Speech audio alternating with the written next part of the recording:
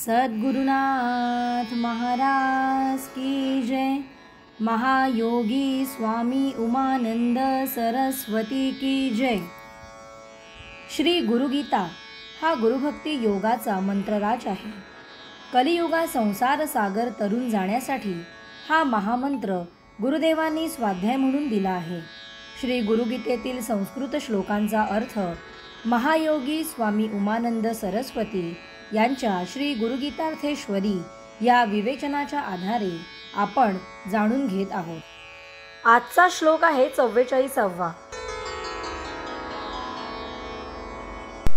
शिवे कृत्थे गुरुस्त्राता गुरौ कृत्थे शिवो नहि तस्मात् सर्व प्रयत्नेन श्रीगुरुं शरणं व्रजेत। शंकराला क्रोध आला, तो साधकावर रागावला, तर गुरुभक्ताचा पाठीराखा गुरु तरी असतो, पण गुरुच रुष्ट झाला तर मात्र आपला त्राता त्रिभुवनात कोणी नाही। म्हणून सर्वतोपरी प्रयत्नांची पराकाष्ठा करून गुरु शरणागती पूर्णपणे पत्करण्याचा प्रयत्न करायला हवा। गुरुमध्ये सर्व देवदेवता सामावलेल्या असतात। एखादी देवता कोप पावली तरी गुरु साधकाला पाठीशी घालू शकतो, पण प्रत्यक्ष गुरुच जर नाराज झाला तर देवता काही करू शकत नाही। गुरु हा सर्वसामर्थ्यशाली असतो।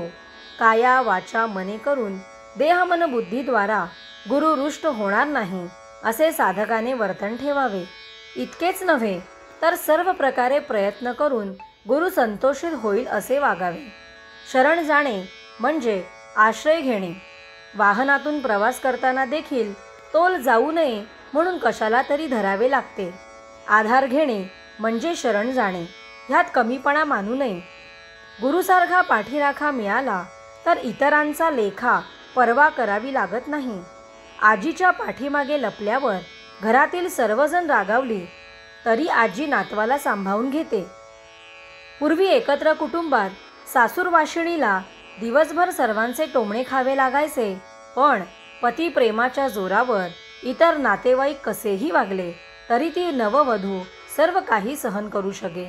ज्याच्यावर गुरुकृपा होते त्याला इतरांच्या अनुकूल प्रतिकूल ग्रहाची लोकमताची कदर करण्याचे कारण पडत नाही।